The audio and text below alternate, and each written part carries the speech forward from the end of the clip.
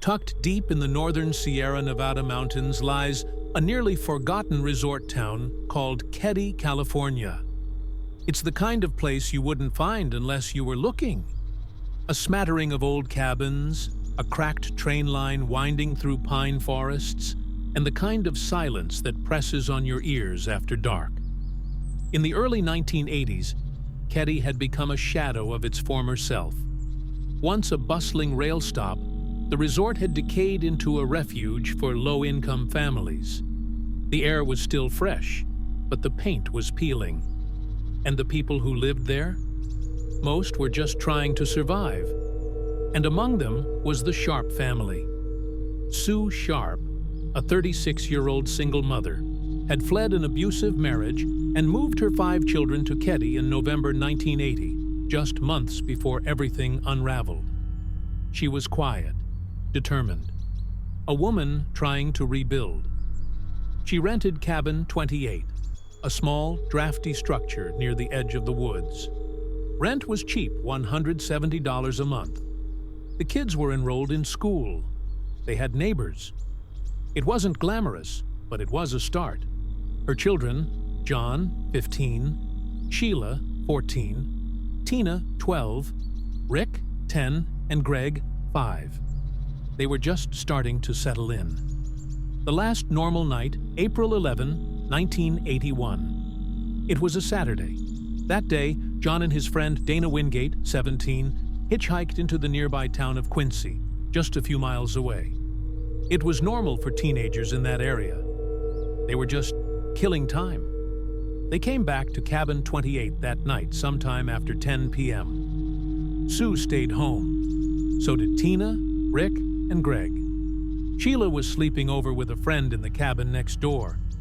By all accounts, everything was peaceful when the sun went down. But sometime during the night, something evil came to Cabin 28. The next morning, Sheila walked home from her friend's place. She stepped into her family's cabin. The door wasn't locked, and what she saw stopped her cold. 3 bodies, her mother Sue, her brother John, and Dana, lay brutally murdered in the living room. They had been bound with medical tape and electrical cords and slaughtered with a claw hammer and knives. John and Dana had been beaten so severely their faces were nearly unrecognizable. Dana was found face down, with his head partially crushed and signs of manual strangulation. Sue had been gagged with her own underwear, her body partially nude, her throat slashed. There was blood on the floor, on the furniture, on the walls, on the ceiling, and yet, in the back bedroom, Rick, Greg, and a friend of theirs were still asleep. They hadn't heard a thing, but someone else had been in the cabin that night. Tina was gone. When police arrived, the full horror came into focus. There were multiple weapons used, at least 2 knives and 1 hammer later recovered and bent from the force of the blows. Blood spatter analysis indicated the attack had started near the couch. Furniture was overturned.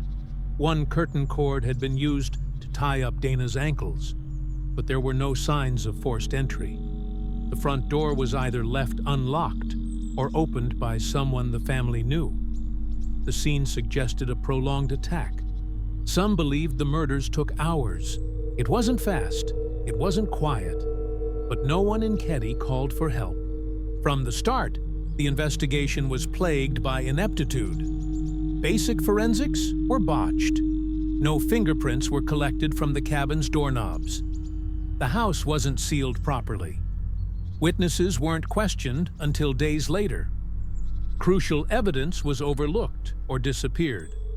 One of the first signs of something darker came when investigators homed in on a man named Marty Smart, a neighbor in the same cabin complex. Marty had a history of violence. His wife, Marilyn, was reportedly confiding in Sue about leaving him. That, many believe, may have been his motive. And Marty wasn't alone that night. Staying with him was Beau Boubed, a man with a long criminal record and rumored ties to organized crime in Chicago. Marty later confessed to a therapist that he'd killed Sue.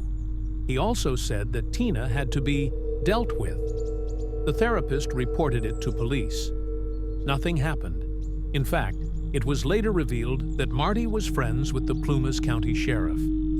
Despite the confession, Marty and Bo were never charged. Both men left town shortly after the murders. Bo died a few years later. Marty moved to Oregon and died in 2000. For 3 years, there was no sign of Tina Sharp. Then, in 1984, a man found a human skull fragment in the woods 30 miles from Keddie. Alongside it, a blanket, a blue jacket, and a pair of child's jeans. Dental records confirmed it was Tina. No one knows how she got there, or why. The day the remains were identified, the sheriff's office received an anonymous call. "I was watching the news, and I think the remains are Tina Sharp." The caller was never identified. The call was recorded and then forgotten in an evidence file for decades. In 2004, Cabin 28 was demolished. But something strange happened in the years that followed. A new sheriff, Greg Hagwood, reopened the case. What he found was stunning. Boxes of evidence never opened. Tape recordings of interviews that had never been transcribed. A typed list of suspects with Marty and Bo right at the top, dated from 1981. Ignored. Buried. Forgotten. Then came new findings. A rusty claw hammer was discovered in a nearby pond. It matched the type used in the murders. In 2016, a letter allegedly written by Marty Smart was found among family possessions. It read, "I've paid the price for your love, and now I've bought it with 4 people's lives." To this day, the Keddie Cabin murders remain unsolved. No one was ever charged. No full confession ever recorded. No explanation ever offered. Why were the youngest kids spared? Why was Tina taken and not found for years?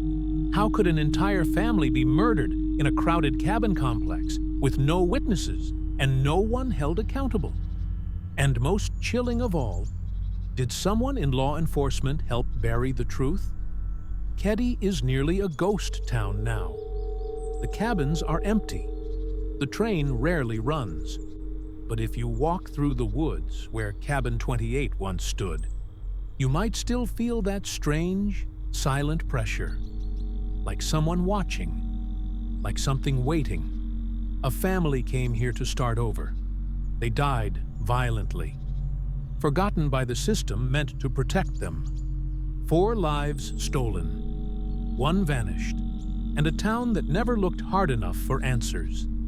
The only thing left behind is the blood in the floorboards and the quiet that never explained itself.